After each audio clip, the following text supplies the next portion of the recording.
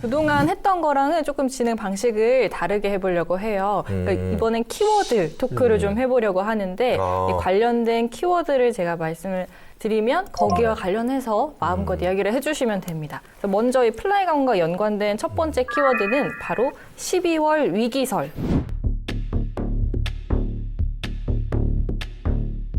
이 플라이 강원이 취항한 지 1년 만에 지금 코로나19가 닥쳤잖아요. 그래서 올해를 버티지 못하는 것 아니냐, 12월을 못 넘기는 것 아니냐, 뭐 이런 우려의 목소리가 나오고 있습니다. 좀 어떻게 보시는지 좀 말씀해 주실까요? 이게 뭐 촬영일 기준 오늘 11월 8일 시작으로 상장회사 항공사들이 실적 발표를 합니다. 오늘부터 줄줄이 할 건데 일단은 대한항공이 코로나 사태와의 우려와 다르게 2분기 때 흑자가 나고 지금 3분기 오늘 실적 발표도 아마 대한항공은 흑자가 날 것이라 예상을 되고 있어요. 뭐 여객을 물류로 전환하고 노동자들에게 무급 휴가를 주는 등 뼈아픈 뭐 고통을 겪긴 했는데 이건 아마 대한항공만 그럴 것이라 예상이 되고 다른 대형 항공사나 저가 항공사인 LCC 항공사들은 적자를 면치 못할 것이라고 지금 많은 경제학자들이 평가를 하고요.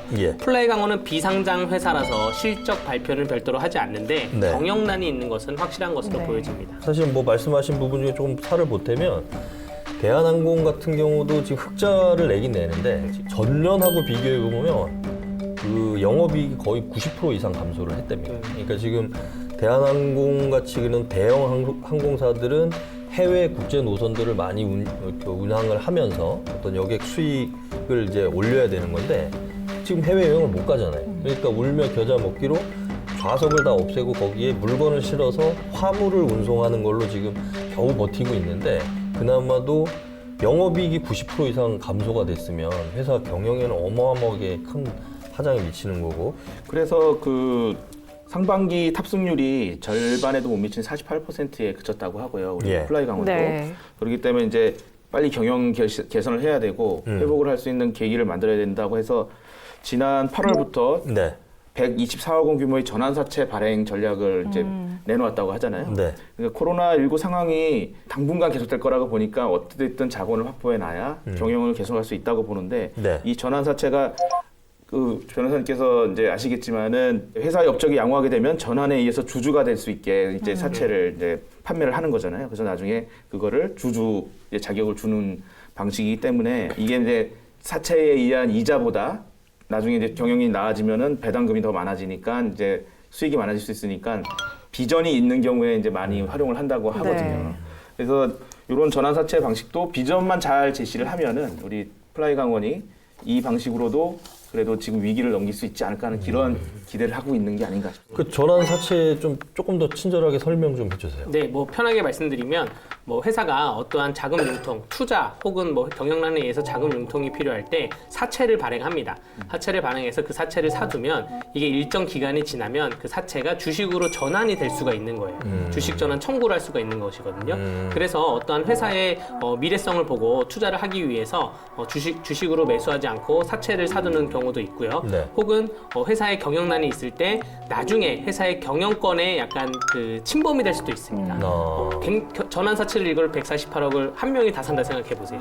그럼 그 한 명이 몇 년 있다가 플라이 강원이 잘 됐을 때 엄청난 주식을 갖고 가게 되면 주주총회에서 강력한 영향력을 행사할 수가 있고 사실 주주총회라는 게 임원진 변동도 할 수 있는 그런 권한을 갖고 있기 때문에 그런 양날의 검을 갖고 있다고 설명드릴 수 있습니다.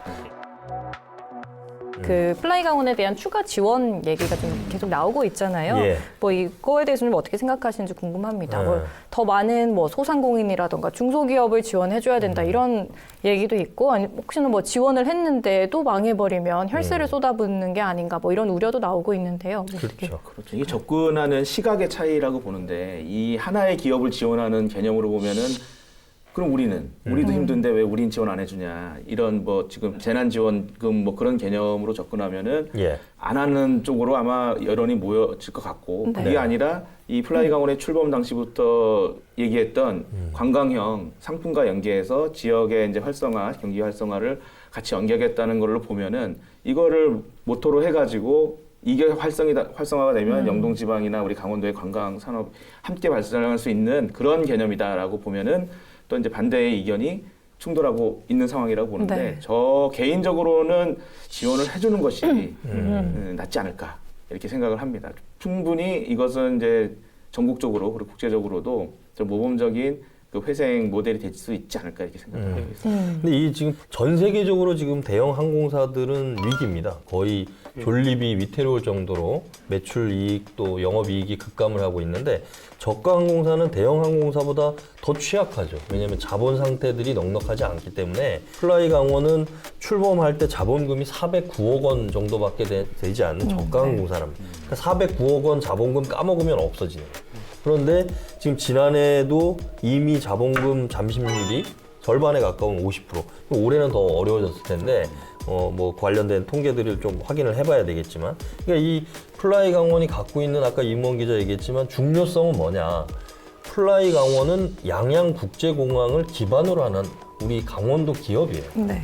그러니까 다른 항공사들이 인천공항이나 제주공항이나 뭐 부산공항을 기반으로 하는 것처럼 강원도 양양공항을 기반으로 하는 항공사는 기본적으로 양양공항을 출발지로 삼는 거죠.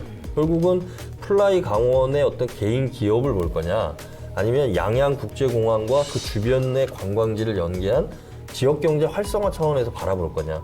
그래서 강원도에서 지금 지난해에도 80억 정도 지원한 게 결국은 운항장려금하고 손실보전금이거든요. 우리 똑같지 않습니까? 그 시내버스 같은 경우. 적자 노선을 시민의 편익을 위해서 버스를 운행하게 하고 손실만큼을 지자체 보전해 주는 것처럼 이 플라이 강원도 같은 논리로 보면 항공사이기 때문에 규모가 다른 거죠. 그래서 그런 부분에서 우리가 좀 바라봐야 되지 않을까.